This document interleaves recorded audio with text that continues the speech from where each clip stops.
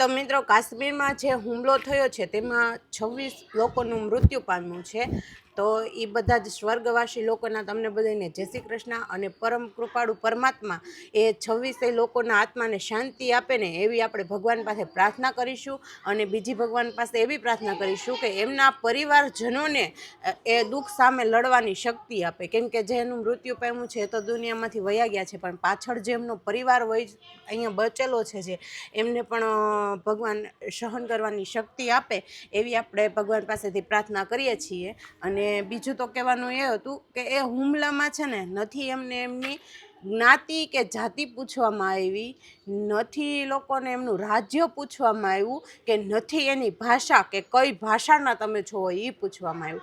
ખાલી બસ એટલું પૂછવામાં આવ્યું કે તમારો ધર્મ કયો છે, તો હું એમ કહું કે મારો હિન્દુ ધર્મ છે, એટલે સીધા મને મારી નાખવામાં આવે। એ રીતના ત્યાં ઘટના બની છે। તો આપણે શું કામ ને આપણા રાજ્ય કે પછી આપણી ભાષા કે આપણી જ્ઞાતિને લઈને આપણે ઝઘડો કરીએ છીએ? બધા આપણે હિન્દુ છે તો હિન્દુ બધા એક મિત્ર થઈને રહ્યો ને, શું કામ એને ખોટા આપણે લડાઈ કરીએ છીએ? અંદરો અંદર લડાઈ નથી કરવાની, આપણે બહાદુર જ છીએ। એ આપણા પરિવારને કે પછી આપણા હિન્દુ ધર્મના લોકોને નથી બતાવવાનું કે અમે લોકો છે ને આમ બહાદુર છે। એ તમારે બતાવવાનું ક્યારે આવે છે કે સામેનું કોઈ એવું વિરોધી પક્ષનું વ્યક્તિ હોય ને ત્યાં બતાવવાનું છે। અને આપણે શું કરીએ છીએ કે અંદરો અંદર ધબધબાટીને ઝઘડો બોલાવીએ છીએ ને, એના લીધે ત્રીજું વ્યક્તિ આવી અને આપણી વચ્ચે ફાવી જાય છે। અને આમાં અમુક ઘણા બધા એવા પરિવારના લોકો છે કે જેમનો ભોગ બને છે। પણ આપણે એવું વિચારીએ છીએ કે આપણી ઘરે ક્યાં થયું છે, આજે નહીં તો કાલે એમ વિચારો ને કે આજે એની ઘરે થયું છે, નક્કી નહીં કે કાલે આપણી ઉપર એ હુમલો કરવામાં આવે। અત્યારે ત્યાં કાશ્મીરમાં થયો છે, કોને ખબર ને કાલે ગુજરાતમાં આપણી ઘરે ને મારી ઉપર જ કરવામાં આવે।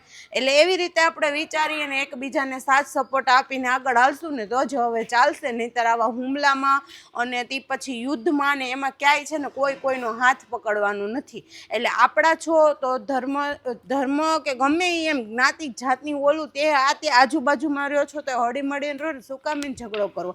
આપણે ક્યાં બેને ભાઈએ ભાગ પાડવા છે? તો શાંતિથી રહ્યો ને, અને ભાઈએ ભાગ પાડવાનો હોય તો શાંતિથી પાડો ને। મરી જાઓ ને તો બધું અહીંયા ને અહીંયા મૂકીને જવાના છો, માલ મિલકત ને પ્રોપર્ટી, જ્યાં સુધી તમારા ખોડિયામાં શ્વાસ છે ને ત્યાં સુધી લોકો તમને ચાહે છે।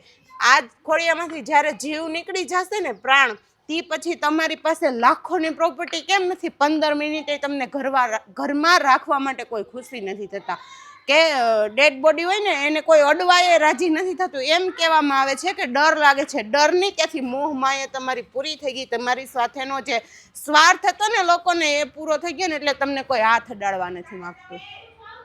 અને હા મિત્રો, એક વાત મને એ પણ યાદ હતી કે આપણે વિદેશથી બધી વસ્તુની આયાત કરતા હોઈએ છીએ અને આપણા દેશમાંથી કોઈ પણ વસ્તુની નિકાસ કરવામાં નથી આવતી, એના કારણે આપણો દેશ અત્યારે ઘણો બધો પાછળ રહી ગયો છે।